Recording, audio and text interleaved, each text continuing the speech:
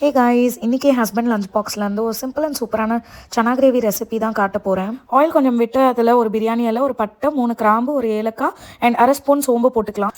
இப்போ அதில் 2 பெரிய வெங்காயத்தை ஃபைனாக சாப் பண்ணி ஆட் பண்ணிக்கிறேங்க. நல்லா கோல்டன் ப்ரௌனாக ஆகிற அளவுக்கு வதக்கிக்கலாம். இனி அரைச்சி வச்சுருக்க பேஸ்ட்டையும் இதில் ஆட் பண்ணிக்கலாங்க. நான் ஒரு பெரிய சைஸ் தக்காளி, அரை டீஸ்பூன் மஞ்சத்தூள், 1 டீஸ்பூன் மிளகாய்த்தூள், 2 டீஸ்பூன் மல்லித்தூள், கூட கொஞ்சம் கரம் மசாலா போட்டு நல்லா அரைச்சி எடுத்துக்கிட்டேன். அதையும் போட்டு நல்லா வதக்கிக்கலாம்.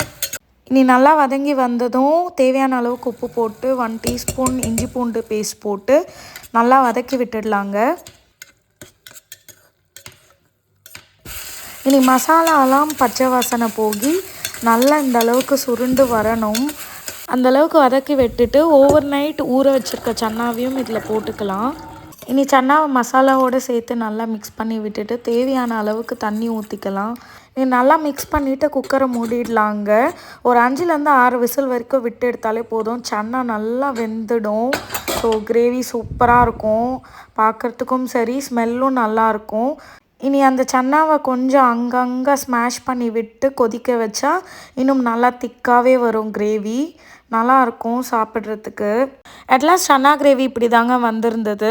இது சப்பாத்தி, தோசை, ரைஸ் எல்லாத்துக்குமே அட்டகாசமாக இருக்கும். கண்டிப்பாக ட்ரை பண்ணி பார்த்துட்டு சொல்லுங்கள். இந்த வீடியோ உங்களுக்கு பிடிச்சிருந்தா சப்ஸ்கிரைப் பண்ணிக்கோங்க.